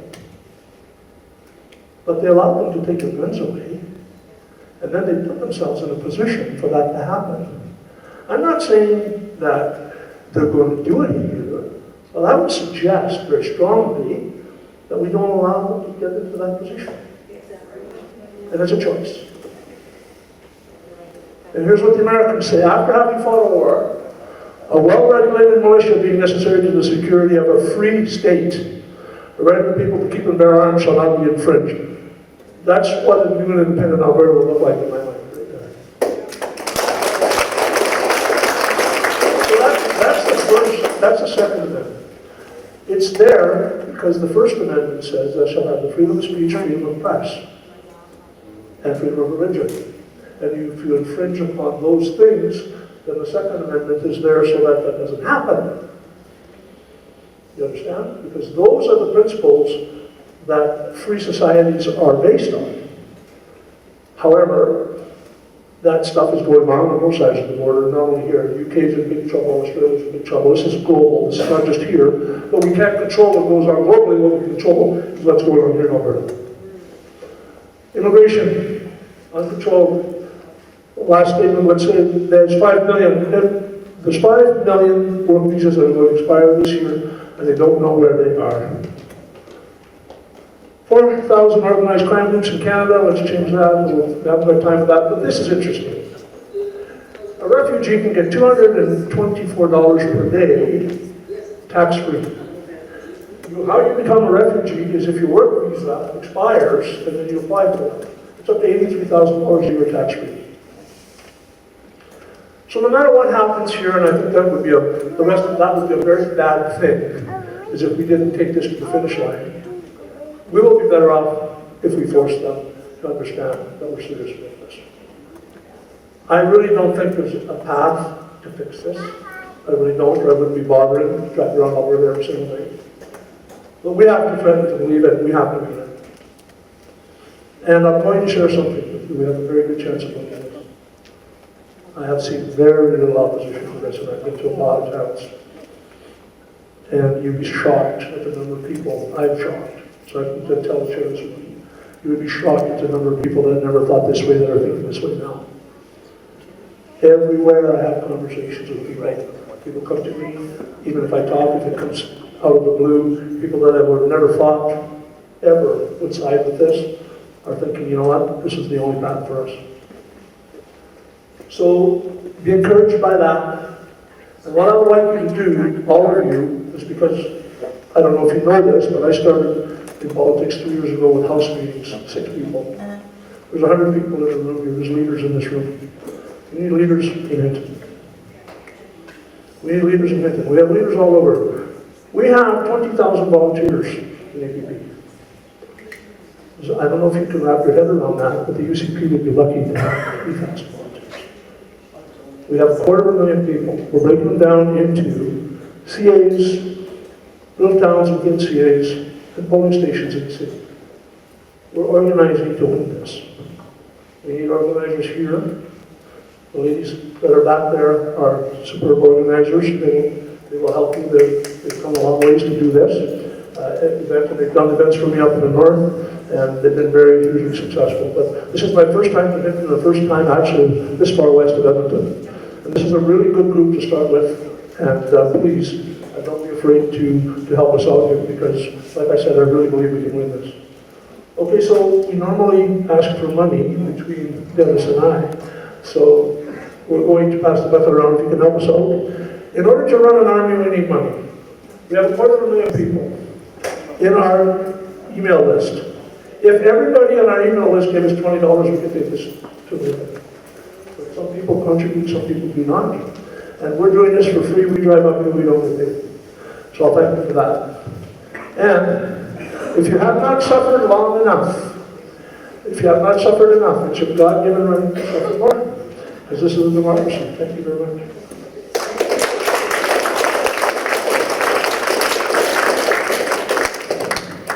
Thanks, Mitch. It never gets old. Give Mitch another hand.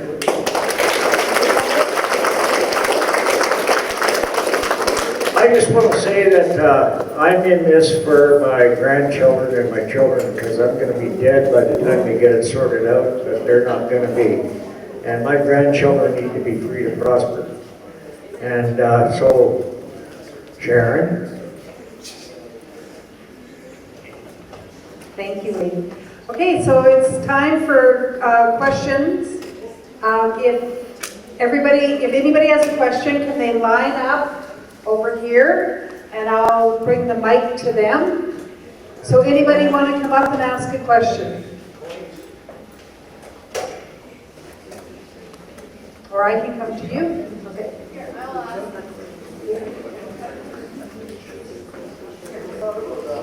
Since we don't really, or we seem to know that the federal government is breaking the law a lot, and then saying, take us to court, and years later or whatever, it gets figured out. What happens when we start this referendum and they start breaking laws, like stopping healthcare payments, which is against the law, but they do it anyway? Have we got, I just want you to comment on that. I haven't got anything from you. Yeah, that's easy, because remember, once we're sovereign, we give no money to Ottawa anymore, so it all stays here.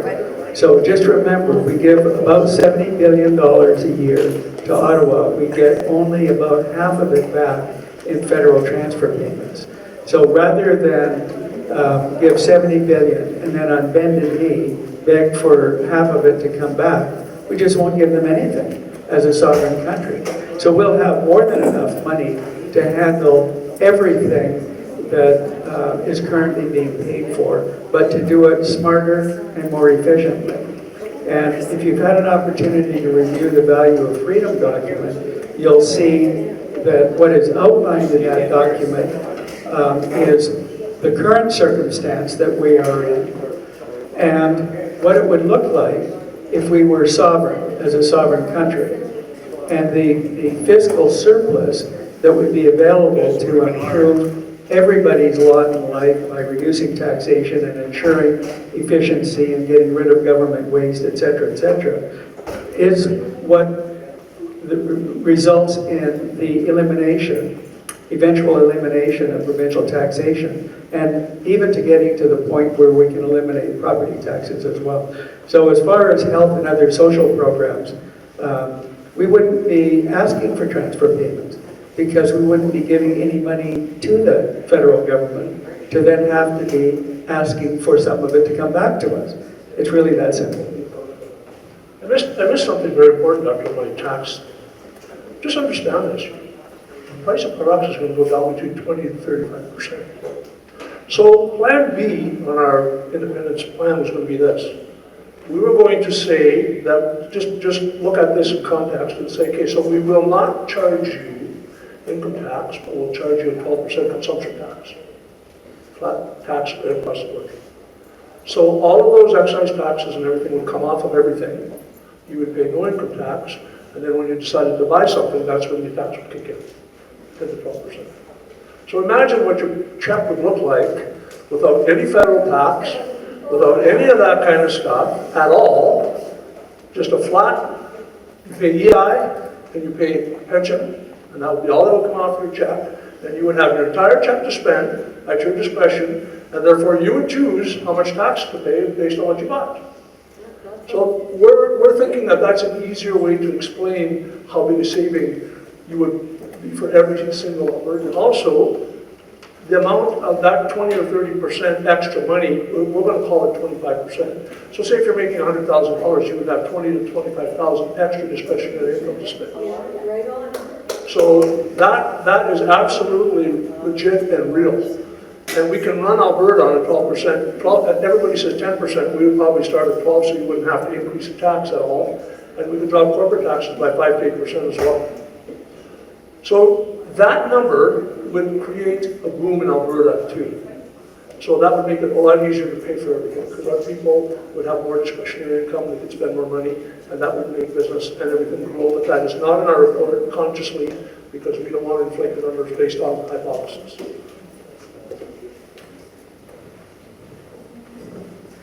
kind of timeline are we looking at for the process? Pardon? Yeah. Fast as we can get it there. Well, remember the process. I know, but the process is we use the Citizens Initiative Act for the petition, okay? And we're expecting to be able to go ahead with the petition this year, okay? Once Election Alberta approves our question. So that would then mean the successful petition. We have 120 days to collect the signatures, but we know where to send the canvassers because we have the contact information of 250,000 plus people. And so if you look at the dates, let's just say we can start collecting signatures in August sometime. Okay, so August, September, October, November. By the end of November, conceivably, the petition could be done. Then goes to the provincial government, and then the provincial government will choose the date for the referendum on Alberta separation. And I use that term specifically, separation, because I want to emphasize that I hate that term. And we should be using the term sovereignty or independence. Sovereignty is better because it means nothing is above it. For example, God is sovereign, there's nothing above God. If you think about the term separation, it's kind of like getting an amputation. You're now losing you're losing a leg, right? Okay, so better not to lose a leg and maintain your sovereignty and keep your leg, right? So sovereignty is positive. Separation is negative. So let's not use that term. Anyways, we're going to have polling stations in every town. So I just want you guys to understand that you can help us participate in that. So we're going to have polling stations in every town for the referendum, to force the referendum. So, and I'm sure, if you want to lift your hand, please do. How many of you have signed our pledge? If you don't want to lift your hand, it's fine. Don't be embarrassed. But a few of you. Okay, so that's awesome. So thank you for that. So if you have, we're going to be sending you direct contact information either via text or by email, so we'll keep you in the loop of what's going on. And I'll talk later tonight after the questions about how you can volunteer to help us. We have a sign-up sheet for a local, for everybody to help us locally, and I'll talk about that later. So just to preface my question, I've actually studied environmental science for 10 years. 90% of what they claim to do is BS. Everything is fraudulent. And my uncle also works for mining companies and oil industries. And they said the amount of money that's wasted and just sent to the indigenous for no arbitrary reason is actually disgusting. That's not besides the point. I firmly believe our economy is actually going to collapse. So why are you expediting the vote now and not waiting for that push? Because I think you'll get 100% of the vote if the economy starts tipping down the way I think it will. So why is there a speed factor to getting this signature when I think when the rubber meets the road with the recession and potential economic depression, that would be, when you're sinking a ship, the Alberta Prosperity Project looks like a great gig to get off the ship. So why is there the rapid nature behind getting the votes now versus waiting to see the economy fit itself? Well, the best answer that I can give you for that is consider what Mr. Carney has in mind for us, okay? Like I said, the massive restrictions on your personal freedoms, on business and on financial institutions, and the outcome of that. I don't think we have a long time to wait. And, you know, having operated on many people, it's like over 7,000 over the years, it's much better if they come in alive rather than dead. And also, honestly, I think they're going to close the poll. I actually think that they're actually trying to do that now. As a matter of fact, I know word from that they're trying to figure out a way at the federal government level to stop this from happening. And look at the money they've taken out recently. Everyone thinks that's for a big project, and I think it's to subsidize people from going into bankruptcy, basically. Yeah. No, I 100% agree. They doubled the money supply in the last 10 years. Oh, yeah, it's super. 100%. You're absolutely right. I appreciate it. So we have a large number of seniors and immigrants and individuals that don't understand this. The numbers are very large and they're very accurate. And there's been a lot of think tanks about going the direction that we're going to go. So my question is, how can we take this global bigger picture that you presented, like Norway, and that's where I know Dennis Smith was kind of thinking, to make it and show individuals how that money translates into their pension, their retirement, their health care, and anything that would be transferred out, how much each individual is losing, so that we can hit that where it's individualistic, so that we can help train and teach the individuals that are not understanding. But you know, I've been raised in this kind of situation, but I've got sisters that just don't get it. So that goes to Dr. Modry's point about the Premier not moving. So if the Premier had moved on Alberta pension, it would already be here by now. They would already have it. They would know it's here and they would know it's secure. I don't believe that that's an accident, that it's not here. Because I really believe that is their leverage against us.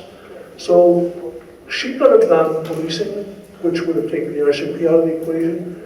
Alberta pension could be here, even at, like I said, $190 million.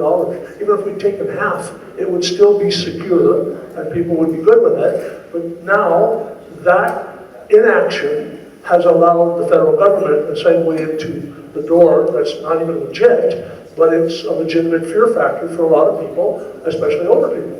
So that is like Danielle could have taken 2, 3, 4 steps and legitimized this whole process, and it would have been just a hop step and a jump away from happening, because we could be collecting our own EI. We over-contribute every year by $1.5 billion. Collect our own pension, another $3 billion. Those things are, and police, she wouldn't have the RCMP breathing down her neck, and she could actually convict criminals if she was running the police force number. So all that stuff is essential. And collect our own taxes when we're there. Do you know that we do not even deposit our royalty payments in a bank in Alberta? Like, how crazy is that? Why isn't that deposited into ATP? So they could take it and use it for a few days, and it would end up being a solid number staying right there. All right, well, let me weigh in on your question, because it's a really excellent question. Thank you for it. I'm going to answer it in a couple of different ways, okay?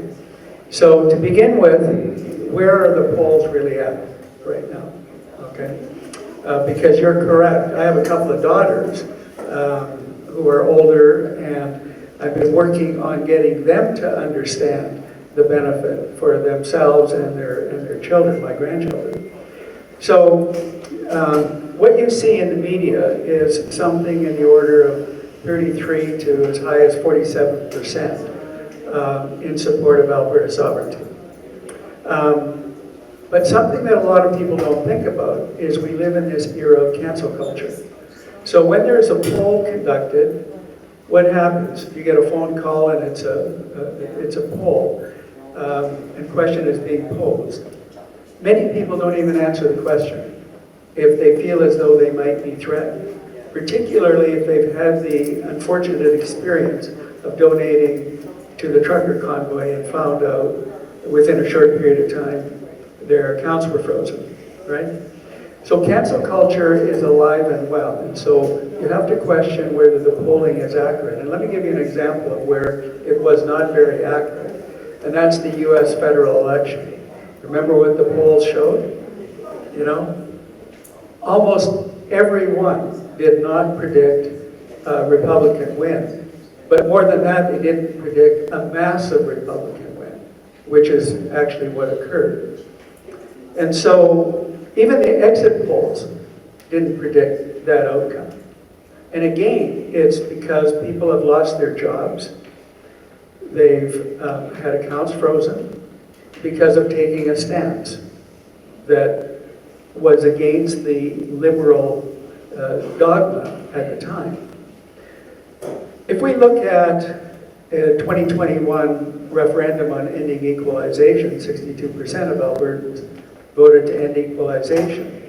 And I wondered a few months ago whether or not, and this is just a thought exercise, that 62% that voted to end equalization, could that be a proxy for how people would vote with respect to Alberta sovereignty? I don't know the answer to that question, but it's an interesting thought exercise. If that 62%, if that was their number one priority, was to end equalization, and there was no way to open the Constitution and change it, other than for Alberta to become a sovereign nation, would they vote in favor of Alberta sovereignty? So it's a question that I don't know the answer to. But the second way in which I'd like to answer your question is with respect to dealing with people who are not open to the idea of Alberta sovereignty. And so many of them, it will be because of fear, and many of them, it will be because they are adverse to change. You know, they're concerned about change, about what's going to happen. So how do we overcome that? And I think really this gets to the nuts and bolts of the question. So here's my suggestion. Okay, there's a lot of things that can work if you're able to get their attention in a nice way. So if they bring up an issue of frustration that has occurred to them because of federal policy or regulations or taxation, you can then, that opens the door right there for a conversation. Well, do you know that there's a solution to that problem that you're experiencing? That's one way, okay? The second way to overcome fear is to, fear is the number one emotion that moves people to not do something or to do something, right? Fear. But what's the number two? It's love, right? So you try and overcome fear with love. And what I mean by that is, well, if you're talking to individuals that are reticent to consider Alberta sovereignty, ask them the question this way.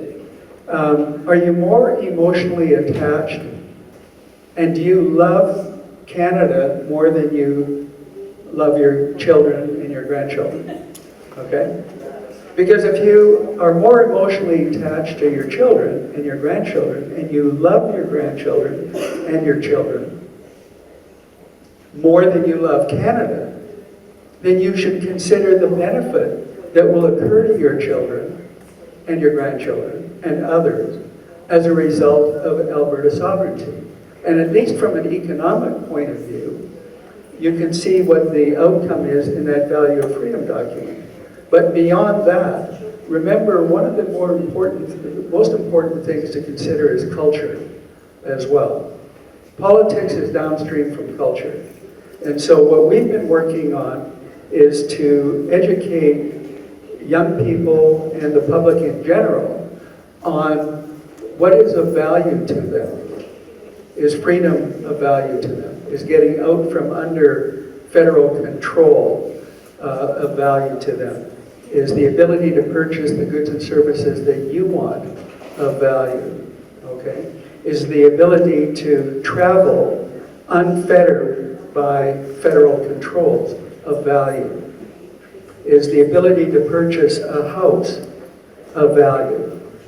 You know, when you're a young person graduating from high school, is that of value? So these are some of the approaches that you can take. Are you going to get through to everybody? No. But you will get through to some. And I think that's the best I can do for the moment.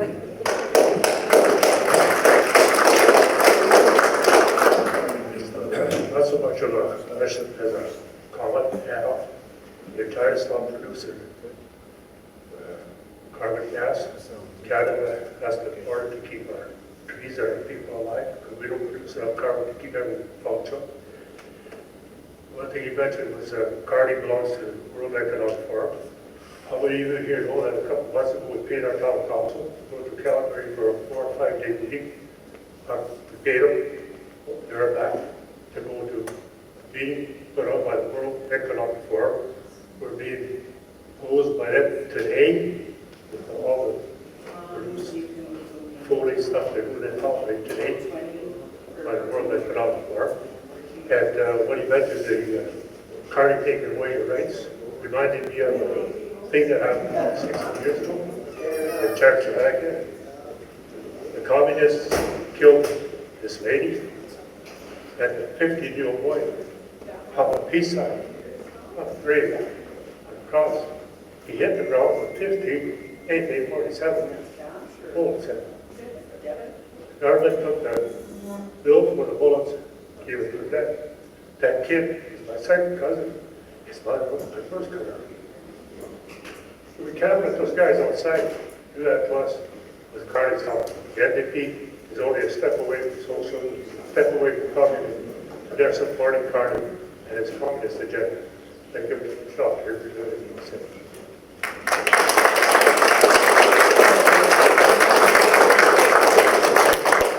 It's a slippery slope from socialism to Marxism to communism. And we're trying to stop that.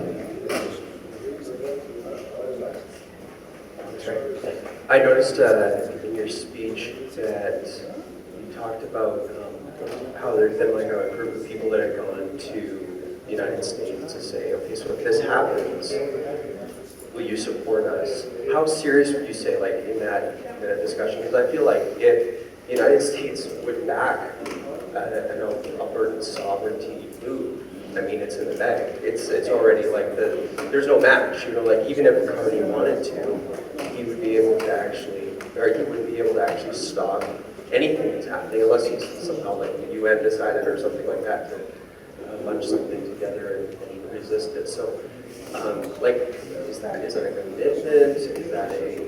Is that just like a talk over champagne or something like that? In a party, like, hey, what if we did this? And there's various levels of seriousness about that. So the General Counsel for the Alberta Prosperity Society, Mr. Jeff Rath, who's a constitutional lawyer, and myself met with senior U.S. administrative officials on April the 22nd in Washington.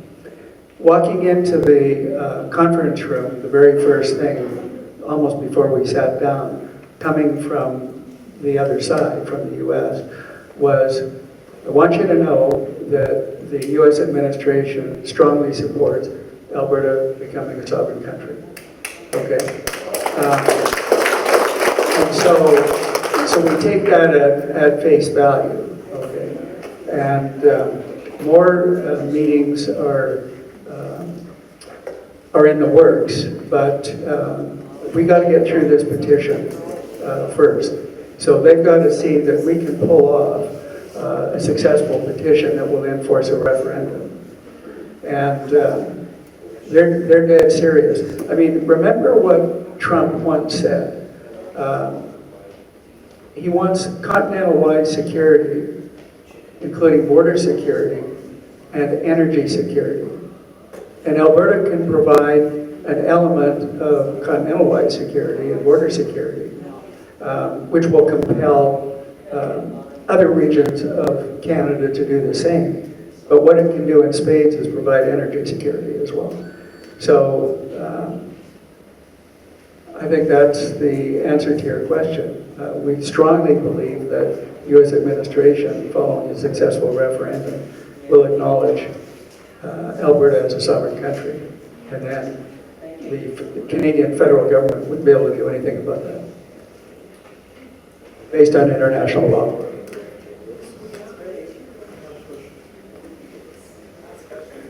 Sure, yeah, so I just, one last question.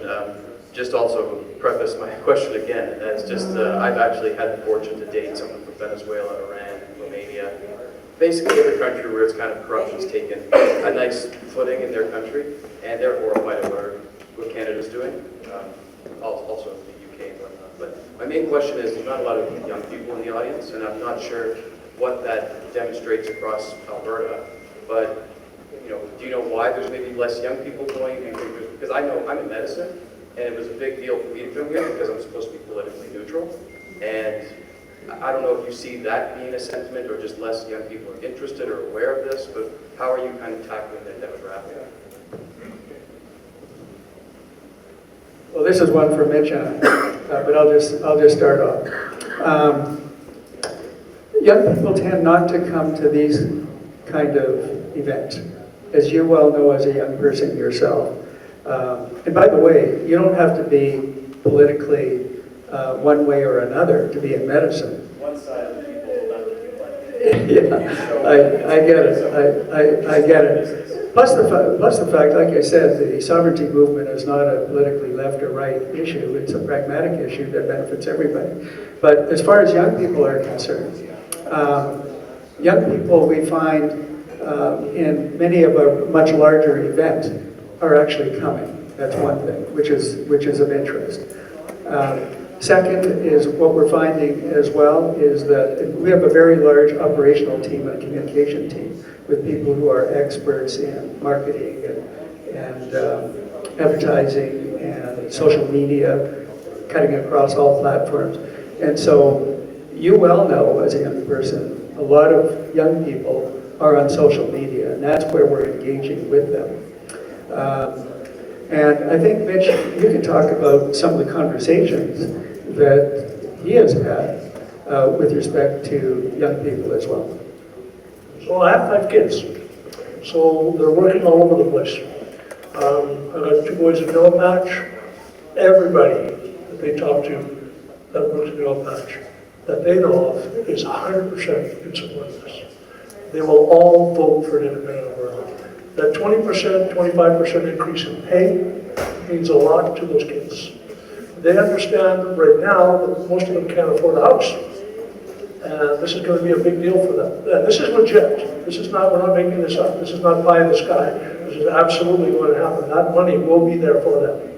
So what we're seeing, and what I'm seeing based on conversations that I have in my store with my kids, and my kids live all over the place. I have 2 in Calgary, I have 2 in Bonneville, and 1 somewhere in the middle there. But they're all talking about this with their friends, and it's a point of conversation. And you'd be surprised at the people that are in favor of this. I keep saying that, but test it out for yourselves. Ask the kids and see what they think of this. They are much less elbows up than you think they are. Just going to share that with you. So I'm going to say this as a final comment to all of this. I told you guys that I think we can win this. I mean, I would not be surprised if the vote was held tomorrow if it was 55-45 for a no vote. But I also would not be surprised if it went 70-30 in our favor, based on the conversations that I've had. I actually honestly think that there's a real strong chance that we can win this. And we're going to work as hard as we can to make sure that we get every single person that wants to vote for this to the poll. Thank you very much. Okay, so another round of applause, please, for Mitch and Dennis. Thank you so much. So I'd just like to introduce, I don't know if I did it earlier, Darlene Knesevich. She is part of, her and I share the regional lead for Northwest Alberta. Back there, there's Darlene. I want to thank all the Hinton volunteers tonight. Thank you all. Give them all a big round of applause. So our movement is run by donations and memberships. So if you haven't had a chance, go visit the tables at the back. We have merchandise, memberships, and the referendum to sign. We're also looking for local volunteers. We need somebody to spearhead the Alberta Prosperity Project in Hinton. Like, I'm from Fairview, Darlene's from Rycroft. We need people here to start. We need volunteers, and you can volunteer to do almost anything. We need phone calls, we need canvassers coming up, we need people to become commissioners of oaths, anything that you think that you might be able to give us some time. And I will have a local volunteer sheet at the back table there if anybody's interested in volunteering or wants to know more about it. So just another round of volunteers, and a big thank you to all of you guys for coming out tonight. Thank you.